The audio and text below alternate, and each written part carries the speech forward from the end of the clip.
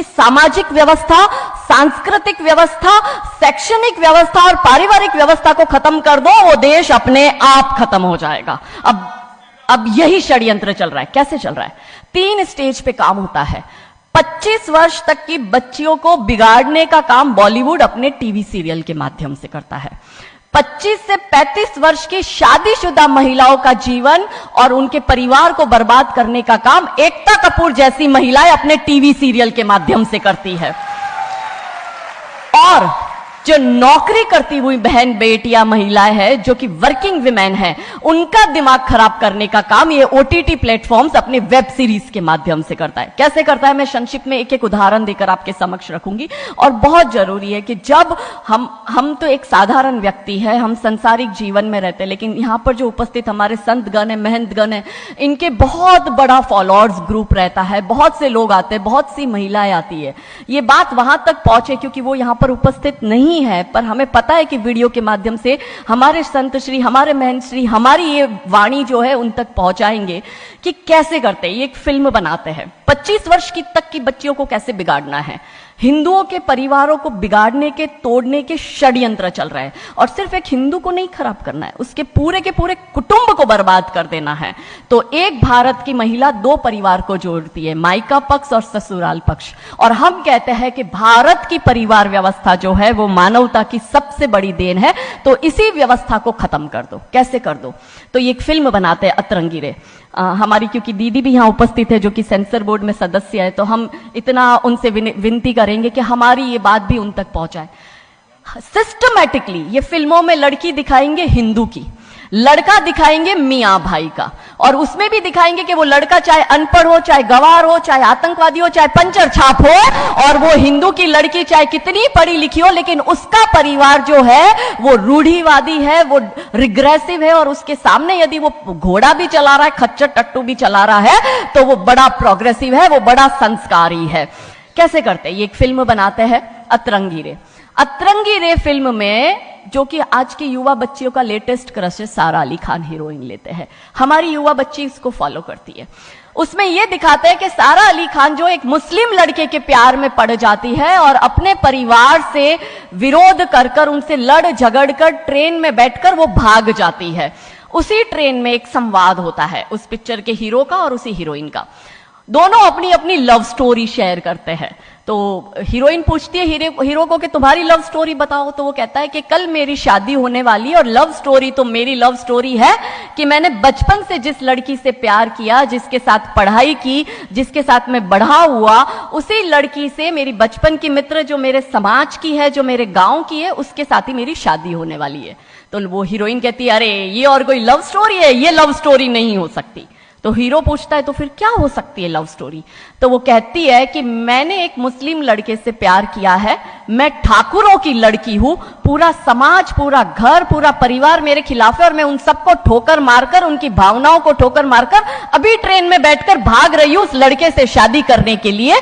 और वो हीरोइन वहां पे डायलॉग देती है कि लव स्टोरी तो मेरी लव स्टोरी है कि मैं ठाकुर की लड़की और वो कतई मियां भाई, और ये है असली लव स्टोरी।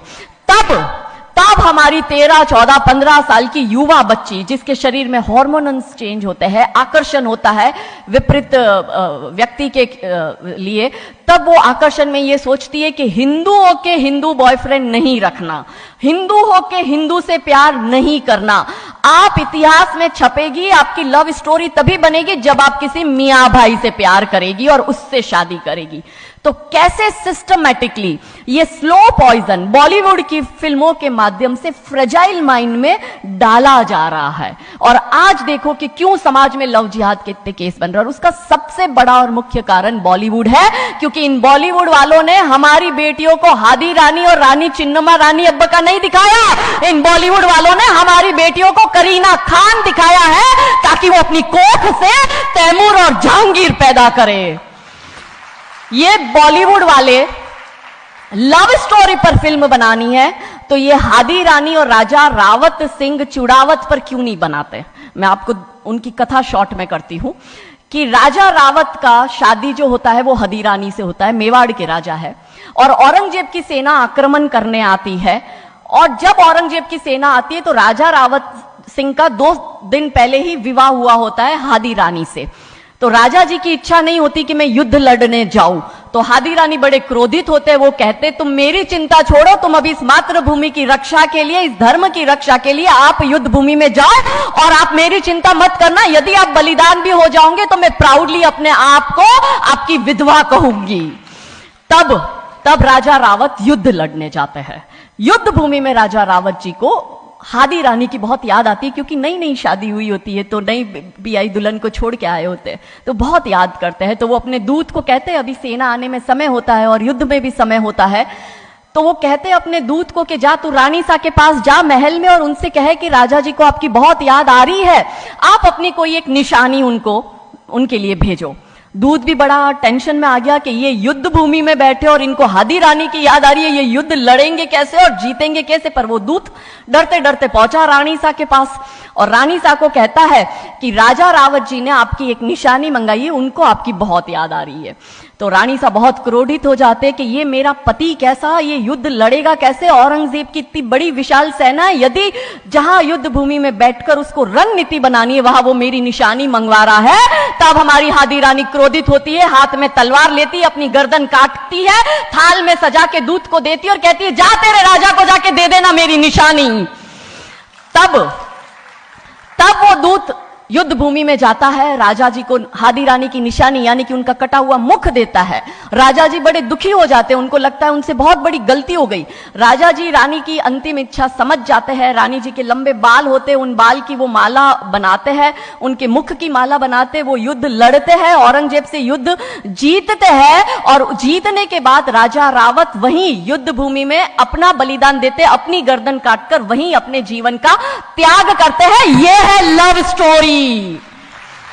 पर बॉलीवुड इस पर फिल्म नहीं बनाएगी कि इतिहास चुराए नहीं है, हमने इतिहास बनाए हैं और लाखों शीश कटे हैं रण में, तब जाके हिंदू कहलाए हैं। ये महान गौरवशाली इतिहास हमारा, पर बॉलीवुड इसका इतिहास हमारे समक्ष आने नहीं देता। अब रहा 25 से 35 वर्ष की महिला, कैसे बिगाड़ती है एकता कपूर। वही sari, typical dress, typical getup, पीछे उसकी सीरियल में एकता कपूर की सीरियल में पीछे बहुत बड़ी अंबे मां की मूर्ति। दिखाएंगे कैसे हिंदू महिला को, क्योंकि परिवार खत्म करना है हिंदुओं का। तो वो एक से प्यार करेगी, शादी दूसरे से करेगी, जीवन में तीसरा पुरुष आएगा, फिर दूसरा मर जाएगा, फिर उसको चौथा पसंद आने लगेगा, फिर जो मर गया वो जिंदा हो जाएगा, फिर कंफ्यूज हो जाएगी किसके साथ जाऊं, दूसरे के साथ कि चौथे के साथ। क्या हमारी भारतीय महिलाएं, क्या हमारी हिंदू महिलाएं, सबसे बड़ा प्रश्न यह है कि क्या हम 4-4 पुरुषों के साथ अफेयर करते हैं? क्या यह हमारा सम्मान है? और अगर यदि हम सब एक होकर इसके लिए नहीं बोलेंगे तो यह आवाज नहीं उठेगी। और दुख की बात यह है कि ऐसी एकता कपूर जैसी महिलाएं जो घर तोड़ने का काम कर रही है, इनको पद्मश्री अवार्ड मिल जाता है। कैसे मिलता है? भारत सरकार से इस भूमि पर खड़े होकर मैं निवेदन करती हूं कि आप ऐसी महिलाओं के पद्मश्री वापस लो, क्योंकि ये महिलाएं हिंदू परिवारों के मकान, घर तोड़ने का काम कर रही है। और तीसरा और अंतिम, नौकरी करने वाली बहनों का दिमाग कैसे खराब करना है। तो ओटीटी प्लेटफॉर्म के माध्यम से ये दिखाएंगे कि यदि आप नौकरी कर रही है तो आपके सास ससुर आपके पैर की जूती, आपका पति आपके पैर की जूती। बच्चा पैदा करने के लिए आपको किसी से शादी करने की जरूरत नहीं है, आपको ससुराल व्यवस्था में रहने की जरूरत नहीं है, और आप है फेमिनिस्ट। और स्त्रीवाद का झंडा दिखाकर हमारी बहन बेटियों को एक हाथ में शराब का ग्लास, दूसरे हाथ से सिगरेट फूको, अंग्रेजी में गालियां बको और आप अपने आप को फेमिनिस्ट कहो। क्या यह फेमिनिज्म है भारत की धरती का? ये कभी नहीं हो सकता। रानी चिन्नमा, रानी अब्ब का फेमिनिज्म का उदाहरण है। और दूर जाने की जरूरत नहीं है, हमारी परम पूजनीय दीदी मां साध्वी रितंबरा दीदी मां फेमिनिज्म का सबसे बड़ा उदाहरण हमारे समक्ष है। रानी नायका देवी, रानी लक्ष्मीबाई हमारे लिए फेमिनिज्म का सबसे बड़ा उदाहरण है। तो यहां उपस्थित सभी महानुभावों से हम यही विनती करते हैं कि फिल्म के माध्यम से ड्रग्स, अश्लीलता और गाली गलौच ये दिखाने के सिवाय कुछ नहीं होता। तो हम सब मिलकर एक साथ एक आवाज उठाए कि इन चीजों का बंद होना बहुत जरूरी है, क्योंकि आने वाली पीढ़ियों को बर्बाद करने का काम ये लोग अपने टीवी सीरियल और फिल्मों के माध्यम से कर रहे हैं। और क्योंकि शुरुआत भगवान राम जी के नाम से करी थी, तो अंत भी हम भगवान राम जी के नाम से करना चाहेंगे कि कौन है राम। राम जो है चेतना है, बिंदु है, बिंदु जिससे प्रस्फुटित है तेज, तेज जो कि इस समस्त सृष्टि की रचना की कल्पना का हेतु है, अनाम है, अनाम जो है पंक्ति में प्रथम, प्रथम है धर्म धैर्य का